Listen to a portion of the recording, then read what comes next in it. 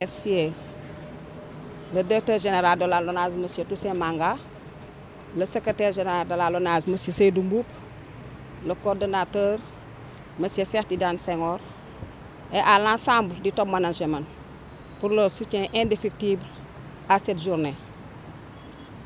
L'Amicale des femmes de la LONASE, dans le cadre de ses activités sociales, soutient les couches vulnérables. Pour cette deuxième édition, nous avons porté le choix à la pépinière des missionnaires de Marie de la Médina, à la pépinière Serigne Saliou de Kounoune et à l'orphelinat Dara de Sébikotane, Diamniadio, pour encourager la participation de tout le personnel. Nous avons procédé à une collecte au niveau de tous les structures de la LONASE. Nous avons acheté aussi des couches, des produits de première nécessité tels que du lait, du sucre, du savon, de l'huile pour soutenir ces couches démunies. Cette action portée par l'Amicale des femmes de la LONASE illustre notre engagement pour porter les valeurs de la responsabilité sociétale d'entreprise. Aujourd'hui, l'Amicale des femmes de la LONASE est fière de contribuer à améliorer l'image de l'entreprise. Nos remerciements vont également à tout le personnel pour sa contribution à cette belle initiative. Mention spéciale à toutes les femmes de la LONASE qui ont participé massivement pour la réussite de cette belle journée. Merci à tous et rendez-vous à la prochaine édition pour la troisième édition. Merci. Merci. Bonjour à tous et à toutes. Je voudrais, à l'entame de mon propos, saluer toutes les femmes d'Aflo, leur rendre un vibrant hommage pour l'organisation de la deuxième édition de la solidarité. Je crois qu'à travers cette belle initiative, elles sont en train de démontrer le rôle essentiel que les femmes peuvent jouer dans une entreprise. Cette édition, après la première édition, qui a eu à apporter leur soutien l'année passée aux femmes en milieu de détention, cette édition qui cette année se tourne vers les couches vulnérables, plus précisément les pouponnières et les daras, est une journée importante et un exemple pour toutes les femmes qui travaillent dans les entreprises. Je crois que Aflo a compris que, au-delà du travail professionnel, il faut quand même beaucoup d'humanité dans la vie professionnelle. Aujourd'hui, le soutien qui est apporté à ces couches vulnérables est la preuve que les valeurs de solidarité, d'humanité, de partage, qui sont nos valeurs à nous, connues dans nos cultures, peuvent être inculquées en entreprise. Je voudrais manifester toute ma satisfaction et toute ma fierté d'ailleurs de voir les femmes de la LONASE prendre des initiatives qui vont dans l'accompagnement des couches vulnérables. En tout cas, la direction générale marque toute sa disposition à accompagner toutes les initiatives prises par l'Association des femmes de la LONASE. C'est la raison pour laquelle d'ailleurs nous avions estimé normal et nécessaire d'appuyer fortement ces belles initiatives en prenant l'engagement d'apporter la subvention qui était à 5 millions, de porter la subvention à 10 millions pour encourager vraiment cette démarche qu'il faudrait dupliquer aussi bien que dans les autres entreprises, mais aussi bien que dans tous les cadres où il y a des femmes. Et je finis par dire encore une fois, cette entreprise ne serait rien sans les femmes, puisque nous notons qu'au-delà du cadre professionnel, les femmes de l'entreprise, chaque fois que l'occasion se présente, donnent le meilleur d'elles-mêmes pour donner une autre vie au sein de l'entreprise. En tout cas, vous avez toutes nos félicitations, nos encouragements, et sachez que la direction générale sera toujours à vos côtés pour vous faciliter vraiment toutes les missions ou tous les projets que vous souhaiterez faire dans l'avenir. Merci à tous et à toutes.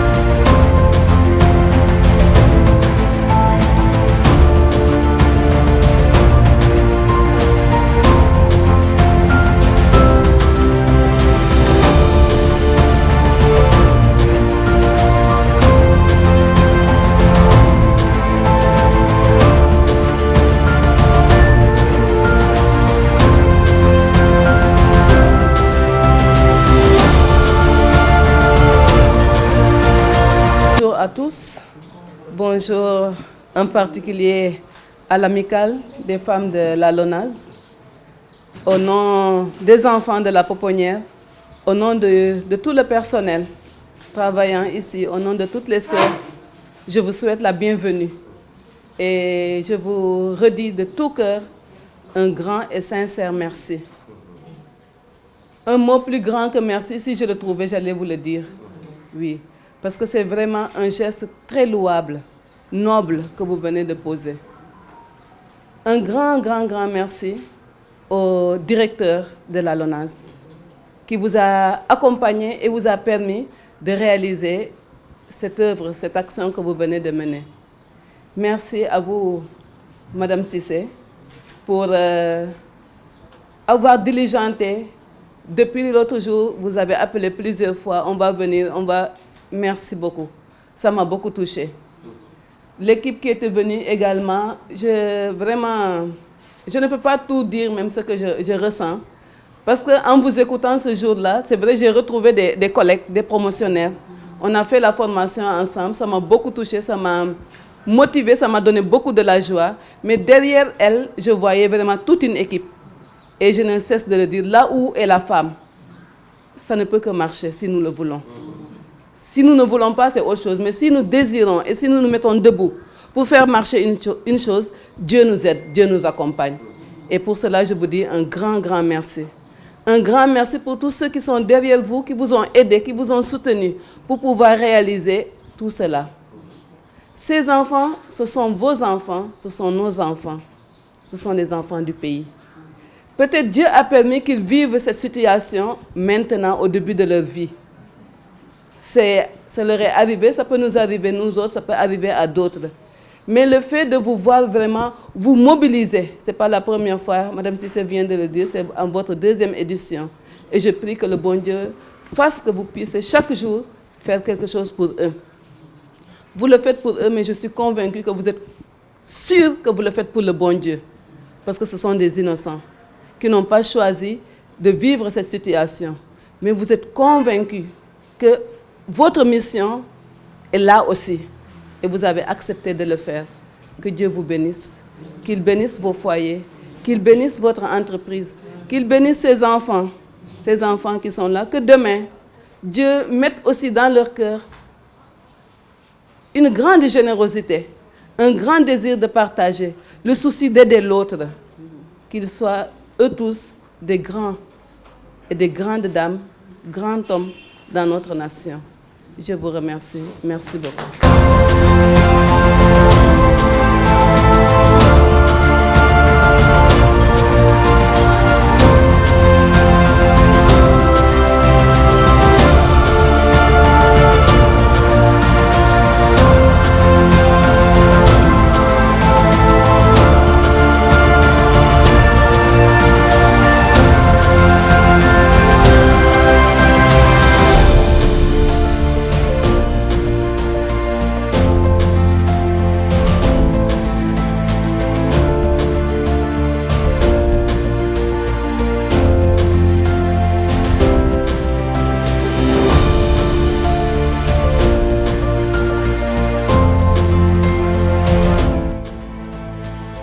الرحمن الرحيم الحمد لله رب العالمين وشكرا له على توفيقه وامتنانه واشهد ان لا اله الا الله وحده لا شريك له واشهد ان نبينا محمد عبد الله ورسوله وبعد السلام عليكم ورحمه الله وبركاته. فاول ما نستفتح المقال بعد ذكر حمد الله سبحانه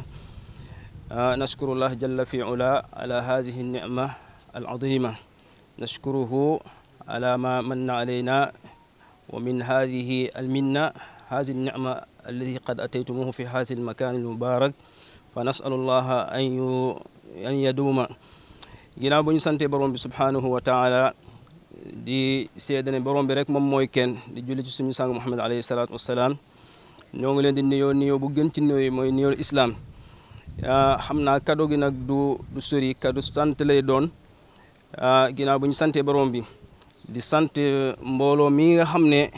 ñoo indi xéwal bu toll nii mu nekk lu xam ne lu màgg la lu rëy la ci diin islam mu indi ko ci béréb bi nga xam ne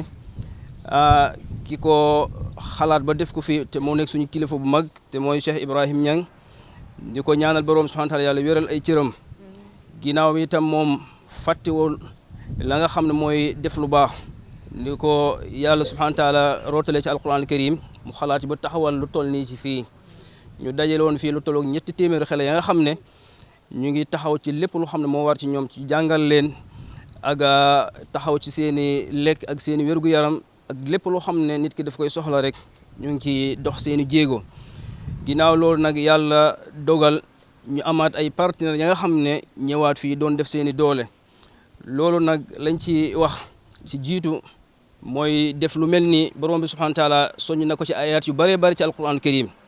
yàlla daal di wax mu ne masalu lazina yunfiquuna amwaalahum fi sabilillahi ka mathali habba ñi nga xam ne dañu jël seeni doole ci alal di ko def ci yoonu borom bi subhanahu wa taala ñooñu yàlla danañ leen follindil la ñuy def kon lii lenn la ci loola beneen bi subhanahu wa taala borom subhanahu wa taala waxaat ñu mu ne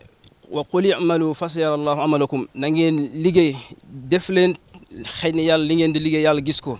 kon lii lenn la ci encore waaye ginnaaw loolu di santewaat ka nga xam ne moom mooy Seynabou Cissé mi nga xam ne moo leen jiite ak suñu yaay booy ma nga xam ne moo waral sabab yëpp te mooy madame Samb ginnaaw bu ñu xamante yàgg na waaye lu baax rek lañ ko xamee lii nag benn jeexinte la ba nga xam ne yonent bi ak saxaaba yi ak nit yu baax yëpp ci lii la ñu jaar ginnaaw bi ngeen xamee yonent bi alayhi salaatu salaam nee na lii xam ne moom mooy taxawaayu jirim loo ci mën a def ci lu baax yonent bi alayhi salaatu salaam wax na ko ci xadis nee na kii xam ne moom mooy taxaw ab jirim kooku man ak moom nii la ñu tolloo ëllëg ci aljanna mu daal di yëkkati ci ñaari baaram yii nii kon ñooñ xamoon nañu li nekkoon ci doon xale yi nag lañ leen bëggoon yëgal ñoom amuñu luñ fi manqué yàlla dogal na alhamdulilah ñu ngi ci condition bu baax dëkkal nañ leen bu ñu feebaree dañ leen di faj ñoo ngi leen di jox ñuy lekk te loolu defe naa bu ngeen gisi place bi loolu firndeel na ko ñiy toog ci biti ak ñi nga xam ne ñoo leen di fóotal ak ñi leen di nettoyal loolu yëpp nag ginnaaw suñu kilifa yu baax yi nga xam ne ñoo taxawal béréb bii nii ak ñi ñuy liggéeyante ci place bi ak ndimbalu borom bi subhanahu wa taala moom moo ko waral ginnaaw loolu nag la ñuy jeexalee suñuy kaddu ñu ngi leen di sant di leen ñaanal borom subhanahu wa taala mu defal leen la nga xam mooy at tamkin wa sabar yàlla dëgëralal seeni mbootaay waaye itam saxal leen ndax lu baax rek nit ki koy def diggante moom ak boroomam loolu xëj na mën na am balaa nga fay jóge ci àdduna gii nii yàlla subhanahu wa taala foofu mu am lu mu la ci wan waaye nag xewal bi mu ngi alaxira te ñun ñëpp defe naa foofu moom mooy suñuy mujj te di sakku fii nii ginnaaw yoon sallallahu alayhi wasallam bi mu waxee moo ne nit ki mboolem ay jëfam danay dag ba mu def ñeenti yi nii bokk na ci mooy def lu baax moo xam nag nit ki dafa gas teen wala mu tabax jàkka wala lu mel nii loolu ay tiyaaba ya nga xam ne borom subhanahu wa taala daf koy bindi ñi ko def ba ëllëg ba ci alaxira daf leen di fekk tiyaaba boobu daf leen koy fay fekk kon ñun mënuñu leen a sant dañ leen di gërëm di leen ñaanal borom bi subhanahu wa taala ndax xam nañu ndikati yoo am nañu ña nga xam ne ay ñu baax ñi nekk ci biir réew mi man lu toll nii ndax bari na ñu bëri ñi nga xam ne dañuy dem ba ci bitim réew wuti la nga xam ne mooy ay ndimbal boo demee nag boo xam ne am na ñi yàlla defal ay xol yu baax ak bi yéen a liggéeyal borom bi subhanahu wa taala ñu mën a dëkk ci biir réew mi kon loolu santwaat borom bi subhanahu wa taala la su ko defee ñu ngi leen di ñaanal yàlla subhanahu wa taala yàlla defal leen tawfiq defal leen jàmmi àdduna ak jàmmi alaxira vraiment ñun kontaan nañu xëy na li may wax nii sax am na ñi ma ko gënoon yeeyoo te mooy kaddu yu may sànni yi ndax am nañu kilifa moo ñu jiite moom mooy suñu kilifa ci lépp ci la nga xam mooy li aju ci daara ji waaye yàlla moo ñu natoo ci yu mel nii su ko defee ji ñaanal ña nga xam mooy presse mi fi taxaw yàlla taxawal leen te taxaw seeni mbir suturaal leen ci bépp liggéey bu ñuy def rek yàlla subhanahu wa taala sàmm leen sàmm seeni njaboot ak mboolem réew mi sàmm ka nga xam mooy suñu président yàlla defal ko tawfiq ba mission bu ñuy sumb ni yàlla réussir ko ñun ñëpp ci mën ci bénéfice wu yàlla def ci réew mi ak jàmm def ko sutura tax ci jàmm ci la lépp xëj di leen di ñaanal borom subhanahu wa taala vraiment kontaan nañu bu baax a baax kontaan nañ ci li ngeen fi indi ñun xeebuñu ko ndax bari na te boo nee ab daara dafay soxloo ak dund ak lekk te lañ fiy gis fii nii wax dëgg ñun sax seentuñu woon ko waaye nag ci tawfiqu borom bi subhanahu wa taala ak seen xalaat bu rafet moo tax ngeen taxawal lu mel nii ñu ngi leen di ñaanal borom subhanahu wa taala yàlla sàmm leen aar leen ak mbootaay bi yàlla gën a daje kii boole leen ngeen nekk benn di yëkkati ko di doorandoo borom bi subhanahu wa taala mën na ko yàlla na leen ko yàlla defal de sàmm leen wa axiru da'wana an alhamdulillahi rabbil alamin wassalaamu aleykum wa rahmatullahi wa barakatuh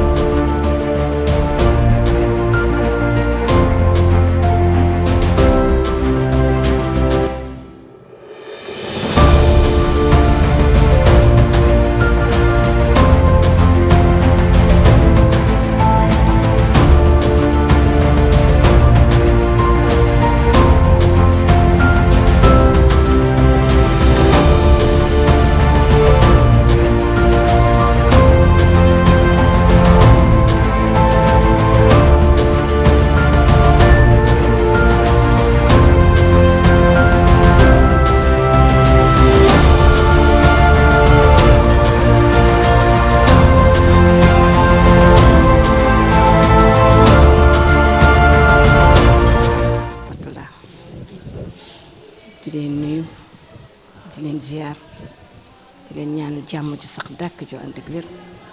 tànk yi ngeen fi ñëwee mu nekk ay tànk yu day aw am mbégte lool nag ci ni ngeen ñu ñëwee fii ziar ko ndax lii tamit ci dimbali la doomu aadama bi la day aw mu leen a fay